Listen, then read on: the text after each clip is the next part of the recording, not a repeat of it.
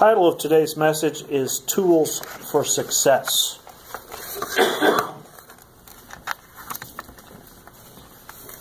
You ever had to fix something and you didn't have the right tool for the job? Yeah. I've been in situations where I needed I grabbed a flat tip screwdriver and then I go to fix whatever I need to fix and come to find out I need a Phillips head. That can be frustrating. I can remember one time trying to fix my car and I needed a socket. But then when I finally got to it, I needed one of those deep well sockets because the little one wasn't going to cut it.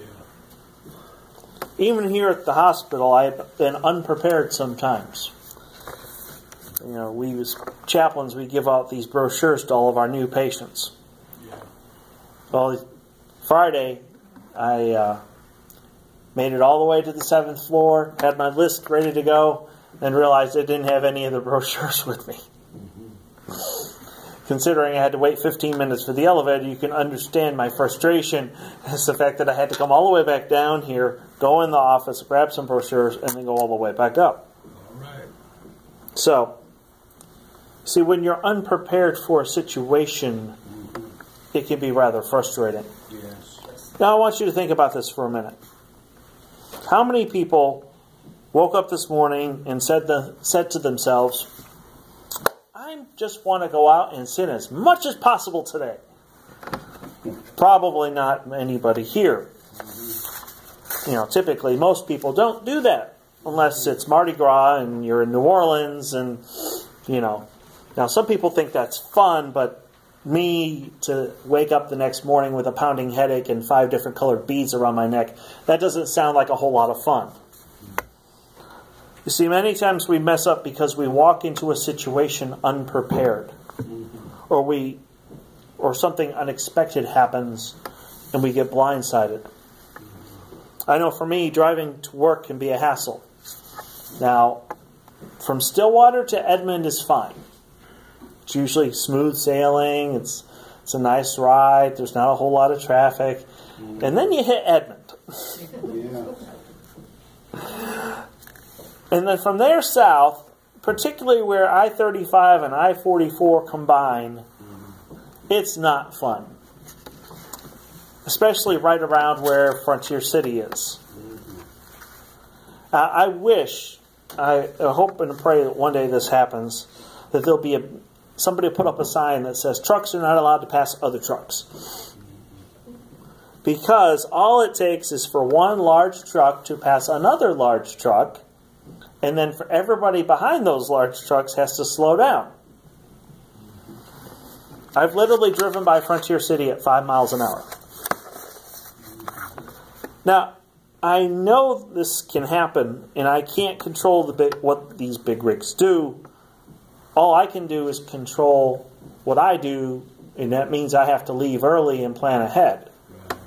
So I've got to prepare myself and not get angry when stuff like that happens. You see, I can't control what the other drivers do. Now, in the Bible passage we read earlier, it gives us some tools to work with. These are things that we can use in order to have success in life. Now, we can use these tools in order to keep taking things personally, and we can use these tools to help us to respond in a more Christ-like manner. Because that's ultimately, as we grow in our Christian walk, that's what we're expected to do, is to grow a little bit each and every day. Now, verse 11 of the passage we read earlier talks about the devil's schemes. Now, we know what some of them are. Yeah. For some of us, it's wrestling with addiction. For others, it's dealing with somebody even asked for prayer about this earlier, dealing with our blood sugar. I know that one personally because I'm borderline diabetic. And trust me, I used to drink a lot of pop. And switching over to diet has been an interesting journey. For some of us, it's wrestling with pornography. And to be honest, the guys that are addicted to that, many of them don't go to the local gas station anymore to pick it up. They go online and watch it there instead. For others, it's struggling with their weight. Yes. You know, food, if taken to an excess, can be an addiction for some. Now, before we go any further, I do want to emphasize one very important thing. We are commanded by Christ in Matthew 7:1 not to judge others. So every single one of us, myself included, okay, have areas we need to improve on. So this isn't about judging anybody. This is about hopefully inspiring you to trust in God and to let God help you with these tools. Okay? So verse 12 talked about our battle isn't against flesh and blood, that there are dark forces working against us. Yes. Now John 10:10 says the thief comes only to steal, kill, and destroy. Jesus said, I have come that they may have life and have it to the full. So I want to encourage you to use this to discern whether something in your life is good or bad. Is this healthy or unhealthy for me? Is this something that I can do, or is this something I need to get out of my life? The verse from John 10:10 said the thief, or the enemy, comes to steal, kill, and destroy.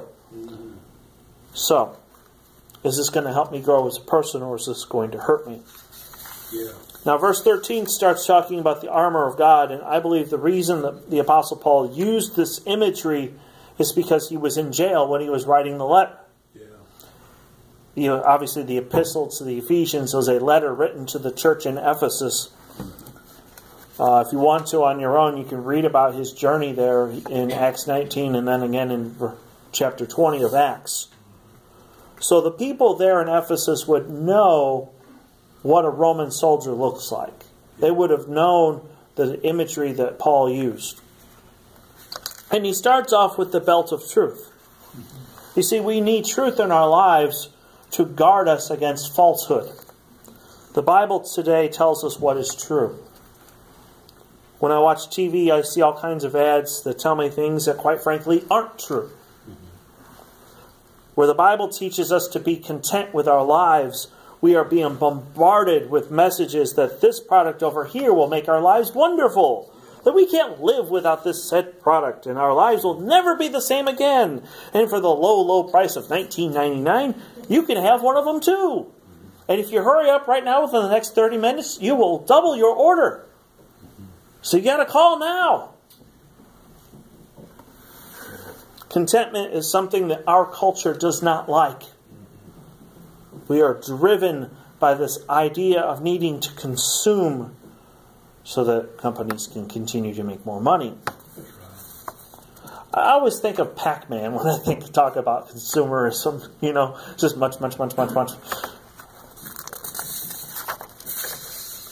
The next thing we are told to put on is the breastplate of righteousness. Why?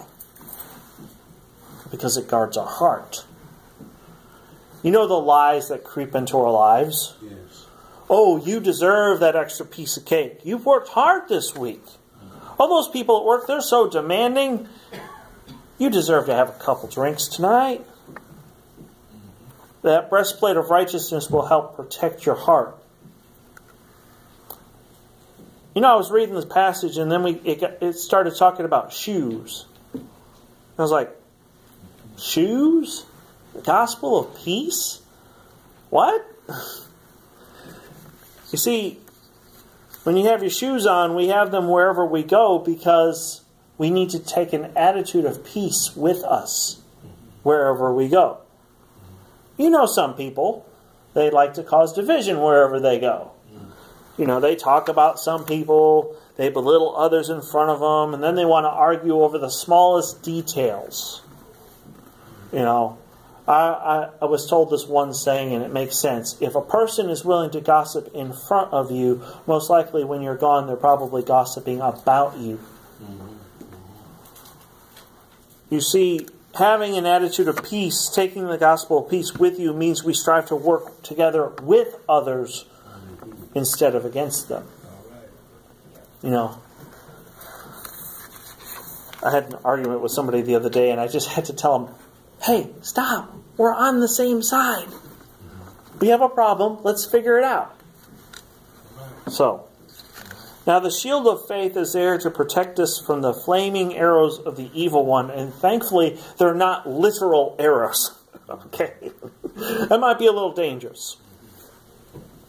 You see, sometimes when people are mad or angry, they say things they know are mean, but at that moment, they just don't care. Their feelings are hurt. They're going to take it out on you. You just happen to be in the wrong place at the wrong time. Yes. You see, it takes two to tango. And it takes two to argue. Now, I'm not saying there and lie to be a doormat if somebody's really genuinely saying some things that are hurtful. I would just recommend saying, I don't appreciate you talking to me like that, and walk away. Have faith that if the other person won't change, that God will touch their hearts and they'll come around.